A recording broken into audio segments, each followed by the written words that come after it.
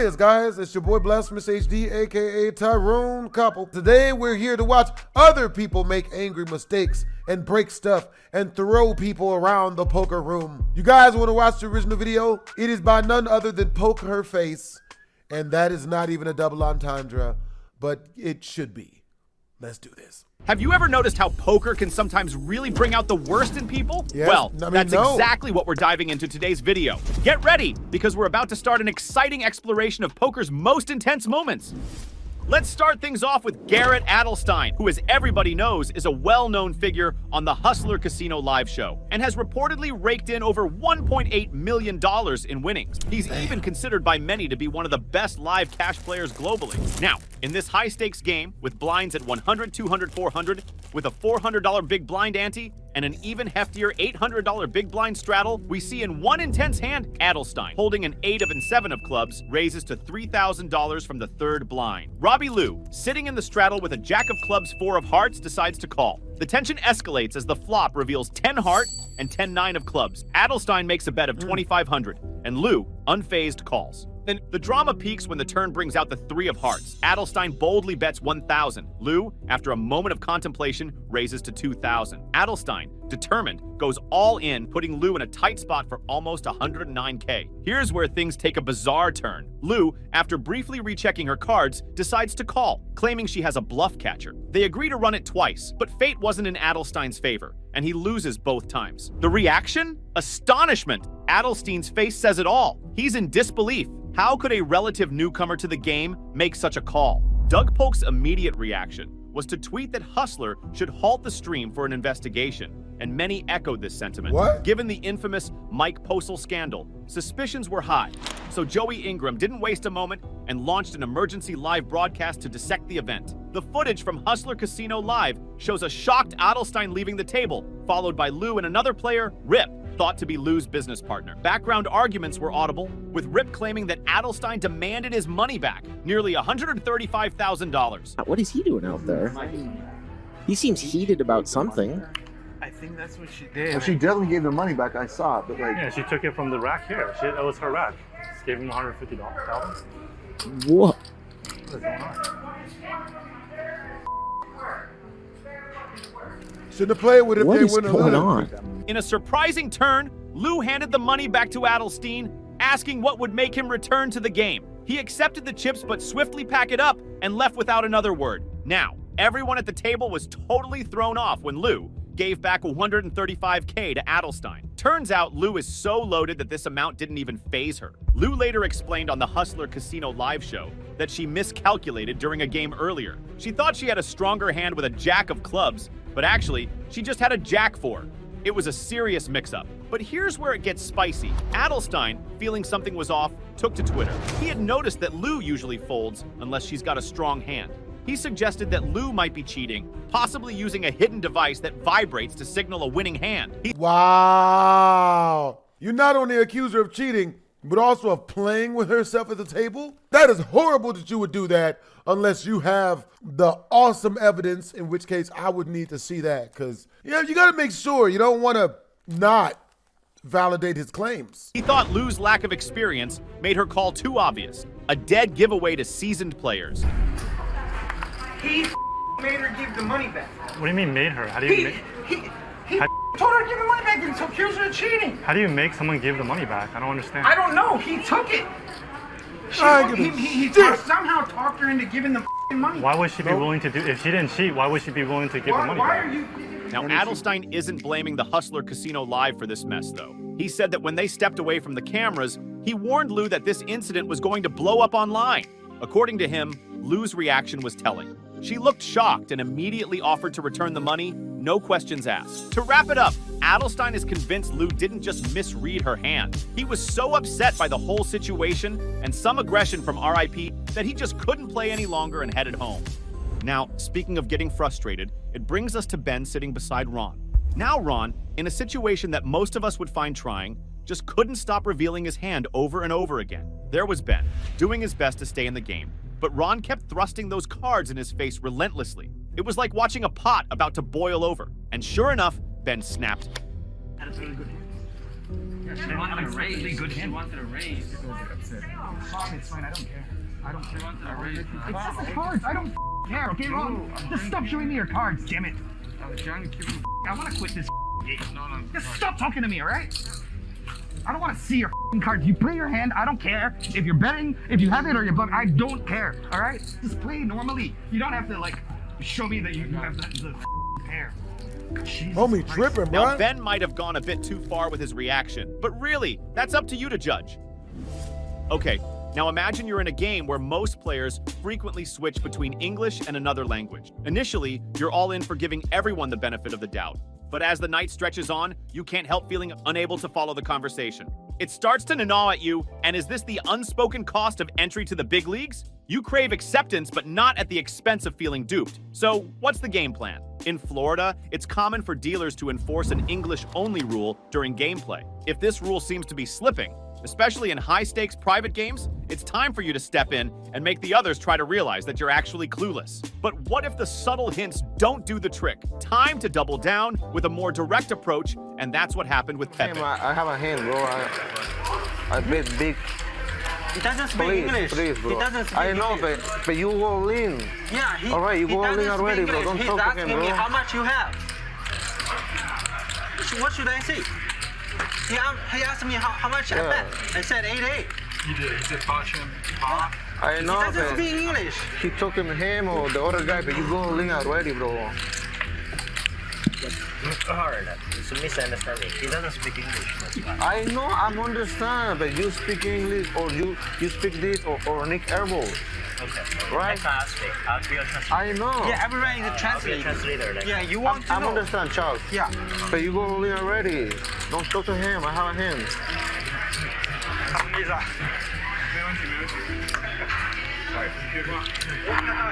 See? He speak. You go all in already. On this guy, so I bet big. He had a better hand than you. He fold to you. You won that side. I'm out. they're both right off. Well, the tensions are high. After this, Pepe spoke to one of the floor managers, and for the next few rounds, everyone stuck to English. But if you still don't feel at ease, remember, it's okay to walk away.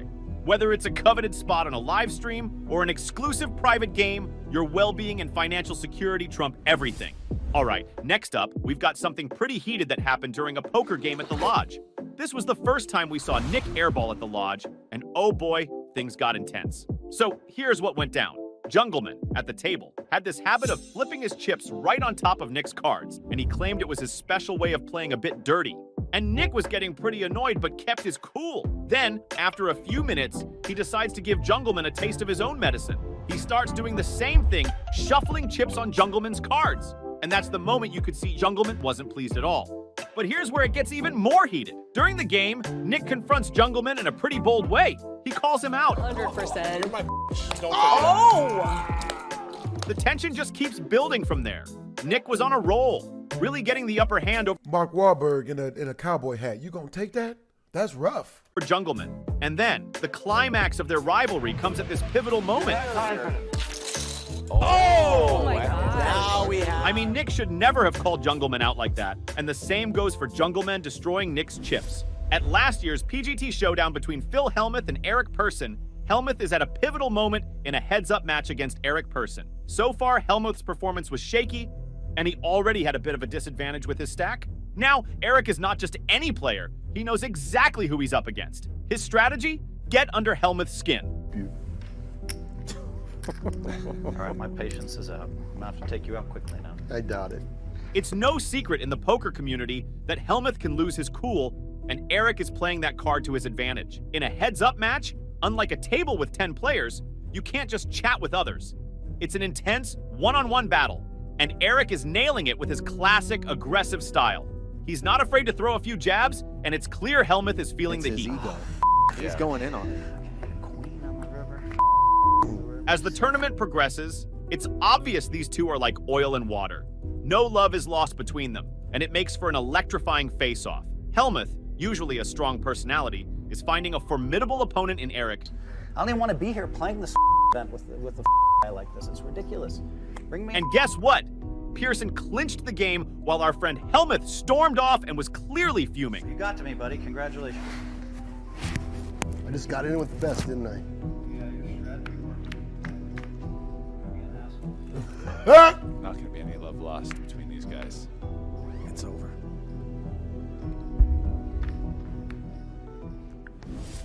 In the 2015 PCA, Srinivasan made this comment.